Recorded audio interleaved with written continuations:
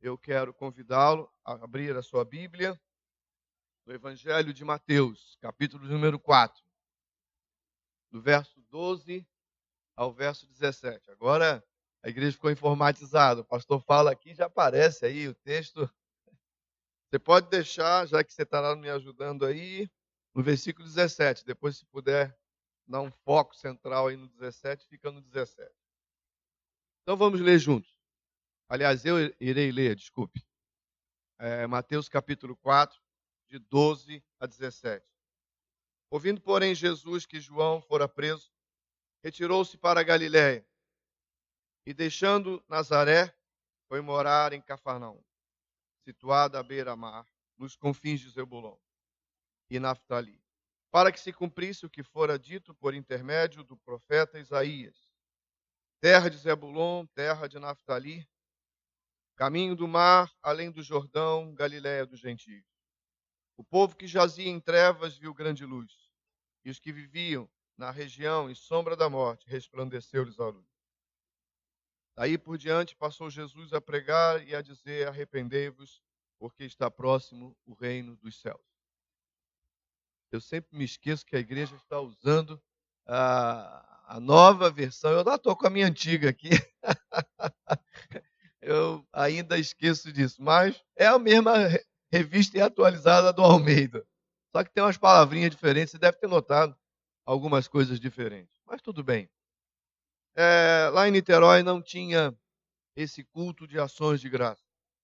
Lá, o culto de ação de graça era celebrado nas células, que lá a igreja é dividida em células. Então, que nós aqui chamamos de grupos pequenos. E ano passado eu disse para o líder da célula, ele disse: olha, quinta-feira é o Dia Nacional de Ação de Graça, nós não vamos fazer nada.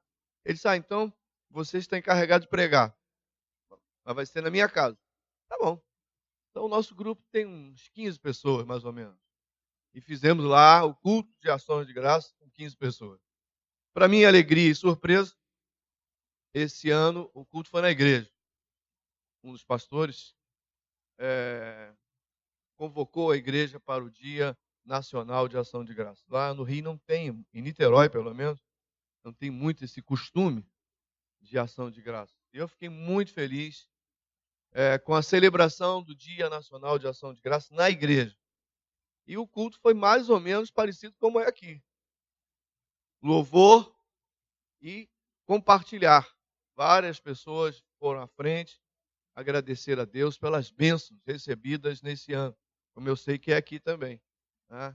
Alguém vem, dá um testemunho de bênção recebida, e assim a comunhão. E no final eu sei que tem um lanche, as frutas aqui, lá também teve uma confraternização bem animada. Só para encerrar essas coisas. Meu neto já está ficando acostumado que igreja depois tem lanche. Essa semana eu levei ele num grupo estudo bíblico, e ele levei o tablet, porque senão ele não vai ficar quieto. E quando acabou, eu falei: vamos embora. No carro ele: vovô, não tem comida nessa casa? Não tem comida nessa casa. Eu falei: não, nessa casa não tem comida. Você vai comer na casa do vovô. Ele já está sendo orientado que igreja sempre tem um lanchinho, né? Reunião de SAF, então, é tradicional. Mas aqui também, eu sei que o culto de ação de graça foi muito bom e teve esse momento de gratidão. Eu escolhi esse texto porque ele é muito importante. Lendo o texto, logo nos surge uma pergunta: qual é a localização de Zebulon e de Naftali? Onde está Zebulon e onde está Naftali? Historicamente, sabemos que eles eram filhos de Jacó com Lia, conforme Gênesis 49, versículo 13 a 21. Eram filhos deles. Posteriormente, passaram a ser uma das tribos de Israel, conforme Deuteronômio 33. A despeito do que afirma em Gênesis, Zebulon não conseguiu ir-se até o mar Mediterrâneo. havia se falado em Deuteronômio, mas nunca se chegou àquela região. Então ficou uma região interiorana na região da Galiléia. Com isso, observamos que eram tribos no norte de Israel, da Palestina, região da Galiléia. O texto usado por Mateus é uma citação de Isaías, capítulo 9, de 1 até 7, especialmente Isaías, capítulo 9, versículo 1 e versículo 2. A tribo de Zebulon, juntamente com o resto da Galiléia, muitos sofreram com as guerras das invasões dos assírios e outros povos. Mas Isaías profetizou que haviam alcançado bênçãos, que haveria de receber bênçãos nos tempos messiânicos. O povo que andava em trevas e que vivia na região da sombra da morte. Norte de Israel era sempre o primeiro local de invasão. Povos que invadiram por aquela região do norte e passavam pela Galiléia, Samaria, até chegar na Judéia. A citação de Isaías é idêntica, mas interessante que Mateus retira do texto a expressão nos últimos tempos, que está em Isaías capítulo 9, porque cremos de que Cristo estava inaugurando estes últimos tempos, que começam com o nascimento do nosso Senhor e Salvador Jesus Cristo. Por último, estou lendo aqui, Galiléia dos gentios. Teólogos afirmam que é uma expressão que prevê que a Galiléia estava praticamente rodeada por povos pagãos. Seus vizinhos, os fenícios, os sírios e os samaritanos, eram povos que não estavam obedecendo os princípios das leis judaicas. Por isso, se diz que aquela região vivia na região da sombra da morte e vivia em trevas. Vivia em trevas. Nesta manhã, eu gostaria de falar a respeito de Jesus Cristo, a grande luz. Jesus Cristo, a grande luz. Primeiro aspecto, eu gostaria que você olhasse novamente o versículo 16. O povo que jazia nas trevas viu grande luz, e os que viviam na região da sombra da morte, resplandeceu-lhes a luz. Resplandeceu-lhes a luz. O povo que jazia nas trevas. Trevas aqui é descrita como ausência de Deus. Ausência de Deus. Era uma região sem os princípios judaicos, sem os princípios de Deus. Por isso, espiritualmente, aquele povo não estava voltado para o nosso Deus. Eu estou fazendo a leitura do Velho Testamento e todo crente tem uma certa simpatia maior pelo Novo Testamento. Mas esse ano eu resolvi, eu já li a Bíblia várias vezes, mas esse ano eu resolvi voltar a ler o Velho Testamento de ponta a ponta. E como eu já, uma certa ocasião, eu fiz um desafio aqui na igreja, de ler cada dia um capítulo da Bíblia, não sei se vocês lembram disso, eu estou lendo, agora já estou em Josué. E às vezes eu fico assim encantado, parece que eu nunca li a Bíblia, o Velho Testamento pelo menos. Parece que eu nunca li aquilo. Que histórias maravilhosas, que histórias que são as nossas histórias. Histórias da vida de José, a vida do próprio Jacó, na vida de Moisés e agora na vida de Josué. Moisés fez pelo menos 3 sermões alertando o povo sobre o arrependimento. Eles iam entrar na Palestina, eles iam tomar posse daquelas terras. E ele disse, não se esqueçam de Deus. Não se esqueçam de Deus. 3 vezes, se você pegar Deuteronômio, tem 3 discursos dele falando sobre isso. E o que aconteceu? Esqueceram-se de Deus. É incrível. A gente tem essa tendência de caminhar nas trevas, de se esquecer de Deus. Foi isso que aconteceu com essas tribos do norte, na região da Galileia. O povo jazia em trevas. Esqueceram-se de Deus, das promessas de Deus, daquele Pentateuco que eles tanto falavam, dos profetas que eles tanto ouviram, dos livros gerais, dos salmos que tanto cantavam. Esse é sempre um perigo na nossa vida. Nós nos acostumarmos com as coisas de Deus e nos esquecermos de Deus. Por isso, essa região de Zebulon e Naftali estava vivendo em trevas, diz o texto, até que veio Jesus como uma grande luz ao encontro dele. No Evangelho de João, capítulo 3, versículo 19 e versículo 20, João nos fala: pois todo aquele que pratica o mal aborrece a luz e não se achega para a luz, a fim de não serem arguídas as suas obras. Quem pratica a verdade aproxima-se da luz, a fim de que suas obras sejam manifestas, porque são feitas em Deus. João está dizendo: povo de Zebulon, povo de Naftali, aproximem-se de Deus, pratiquem as boas obras em Deus, voltem-se para aquilo. Jesus disse em certa ocasião: eu sou a luz do mundo, e quem me segue não andará em trevas, pelo contrário, terá a luz da vida. Eu sou a luz do mundo. Quem me segue não andará nas trevas, pelo contrário, terá a luz do mundo.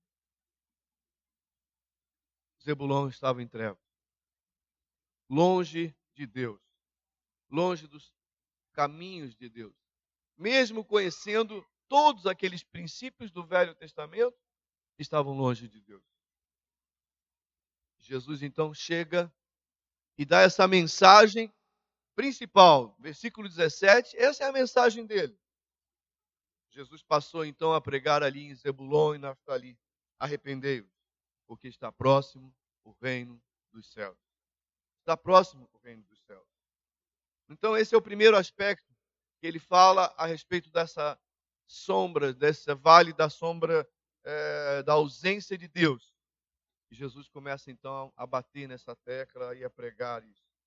Que viviam na região da sombra da morte. Por que região da sombra da morte? Porque era uma região fronteiriça. E logo os problemas sempre surgiam. Os povos que invadiam causavam sérias dificuldades. Naquela região, uma região fértil, uma região maravilhosa. Galileia é um celeiro na Palestina. Então, ali era uma visão dos povos da invasão, de tomar aquela região e de levar tudo que aquela região possuía. Zacarias, no cântico que o pastor acabou de falar, alumiar esses povos que viviam nas trevas. Ele acabou de ler Lucas, primeiro capítulo, versículos 78 e 79. A luz que viria para iluminar essas trevas. Cristo chegou e veio. A mensagem consistia arrependei-vos, porque os céus estão sobre a terra. E é interessante no Evangelho de João, que Jesus veio para os seus e os seus não receberam. Essa é a grande mensagem de João no seu primeiro capítulo. Jesus veio para os seus e os seus não receberam. Porque não estavam em Deus. Estavam com os olhos voltados para outras coisas. E perderam aquela grande mensagem. Diferente do profeta Zacarias, que disse: os meus olhos viram o cumprimento da promessa. Eu fico imaginando aquela cena. Um homem que ia constantemente no templo. Naquele dia ele foi de maneira especial, porque o Espírito Santo revelou a ele que Cristo iria aparecer. E entra Maria e José com uma criança. E ele olha para aquela criança, o Espírito Santo testifica no coração dele: esse é o Cristo, esse é o Messias, esse é a luz prometida. Essa é a luz prometida pelos profetas. Ele abraça aquela criança e diz: pode despedir em paz o teu servo, porque se cumpriu hoje as escrituras do Velho Testamento, das promessas dos profetas ali na vida de Jesus Cristo. Natal é essa mensagem do Natal. Arrependei-vos, porque está próximo o reino dos céus. Arrependei-vos, porque a luz se fez e habitou entre nós. O Verbo se fez carne e habitou entre nós. Sempre precisamos lembrar disso. Sempre precisamos lembrar disso. Desse processo de arrependimento constante. Ah, eu já me converti. Ótimo. Amém. Mas o arrependimento é algo constante. É algo contínuo. Não é um ato somente. É uma mensagem a ser pregada constantemente em minha vida, em sua vida, em nossas vidas. Alguém disse que o que nós não conseguimos realizar nesse ano todo, temos 30, olha, já não temos mais 31, temos 29 dias para consertar. E faltam apenas 29 dias para terminar esse ano. E esse ano, eu sei que foi um ano dificílimo para o nosso país. Muito difícil. Talvez eu esteja vivendo na região de Naftali e Zebulon, nas fronteiras nossas. Que ano difícil. Nos últimos 4 governadores, 4 foram presos. E vou falar baixinho para ninguém escutar. 2 presbiterianos. Membros de igrejas, nossa, igreja presbiteriana de Campos. Uma tristeza para nós. Uma decepção para nós. Presbiterianos. Nós não queríamos ter governos. Tivemos 2 presbiterianos envergonharam esse povo evangélico, a sua denominação, se envolvendo em escândalos, se envolvendo em vale da sombra da morte, se envolvendo em trevas, porque o poder é alguma coisa muito perigosa. Eu posso usar isso para o bem como para o mal. E, meus irmãos, o Estado está muito carente de luz, porque vive em trevas. Semana passada eu fui levar, eu tenho agora 6 netos, né? Fui levar um neto para ser vacinado e fui levar no posto de saúde. Eu fiquei escandalizado com o posto de saúde. O posto de saúde estava caindo os pedaços. O banheiro é uma coisa terrível. E falta dinheiro? Não falta dinheiro. O que existe é desvio, corrupção, porque os recursos continuam a vir. É uma região de sombras, é uma região de trevas, é uma região fronteiriça. Parece que eu estou vivendo bem lá na divisa com outro país, muito complexo. Esse foi um ano difícil. Difícil também porque muitas vezes, lá na nossa igreja também, divisões internas. Nós tivemos um acirrado segundo turno. Está na hora de nós nos perdoarmos. Se eu optei por A contra B, eu não posso alimentar essa confusão dentro da minha vida. E tem que orar, já que A ganhou. Porque a vitória de A significa minha vitória. A derrota de A agora significa o aniquilamento maior ainda do nosso país. Ah, mas eu queria B. Mas foi A. E agora eu tenho que orar por A. Lá na minha família precisa de arrependimento. Lá na família dela precisa de arrependimento. Pastoralmente eu vi o Theo, que é o pastor da igreja, falando, meus irmãos, calma. Arrependimento. Nós precisamos pregar esse arrependimento. Precisamos nos unir. Foi um ano muito difícil. 2018 está encerrando com muitas dificuldades. Parece que nós estamos em Zebulon e Naftali. Eu acho que aqui ainda é muito tranquilo. Aqui é um paraíso. Mas eu sei que os irmãos também têm lutas aqui. Muitas lutas. Lutas familiares, lutas internas, muitas dificuldades. Mas precisamos bater na tecla que Jesus bateu. Arrependei-vos, porque está próximo o reino dos céus. Natal é isso, é arrependimento. Natal é perdão. Natal é reconciliação. É tempo de pararmos e acertarmos. Essa é a grande mensagem do Natal. Essa é a grande mensagem da Santa Ceia que vamos participar. É tempo de reconciliação. É tempo de pararmos e conversarmos sobre tudo aquilo que se passou durante esse tempo de 2018, ano muito difícil para o nosso país. Muito difícil. E pedir que Deus tenha misericórdia da minha vida, da sua vida, das nossas vidas, das nossas famílias, da nossa igreja, que também precisa dessa paz para triunfar e vencer essas barreiras e essas dificuldades em qual nós estamos passando. Natal é isso, essa mensagem. Arrependei-vos, porque está próximo o reino dos céus. Foi um ano também difícil, enfermidades. Minha irmã passou por momentos muito difíceis. E Deus teve misericórdia da sua vida. E ela foi abençoada, ela foi curada. É o momento de estarmos juntos de gratidão a Deus. É um momento de gratidão a Deus. Mas é um momento de, como família, pararmos, pensarmos e nos reunirmos.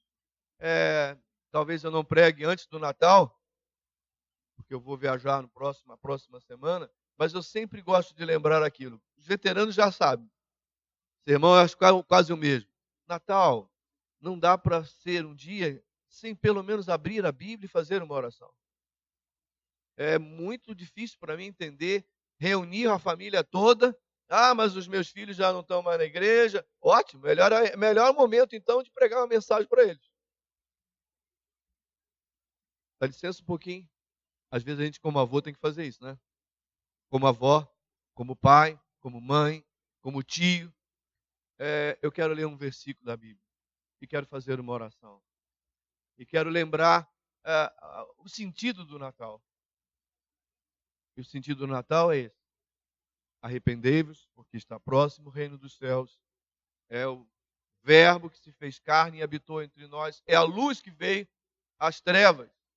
O povo que vivia em trevas viu grande luz. E às vezes os nossos lares estão em trevas. Precisam dessa mensagem, precisam que, como avô, como avó, como tio, como tia, como pai, como mãe, você lembre novamente na sua casa. Natal é isso. É um tempo de arrependimento, é um tempo de conversa, é um tempo de reconciliação. Porque o povo que vivia em trevas viu grande luz. Zebulon e Naftali teve a grande oportunidade de reconciliar-se com Deus, de olhar o Verbo que se fez carne e habitou entre nós, cheio de graça e de verdade. Essa é a minha palavra nesta manhã de domingo. No primeiro domingo do Advento. Jesus Cristo, a grande luz. Jesus Cristo, povo que vivia em trevas, viu graça. O povo que vivia na região da sombra da morte, viu graça de Deus. E eu queria deixar essa mensagem com a igreja, querida igreja de Florianópolis. E nesse Natal, nesse mês, seja um mês de reconciliação, de arrependimento. Meu, seu, nosso. Arrependimento que traga união, arrependimento que traga graça, que traga novamente as famílias unidas em Cristo Jesus. Que Deus assim nos abençoe. Amém.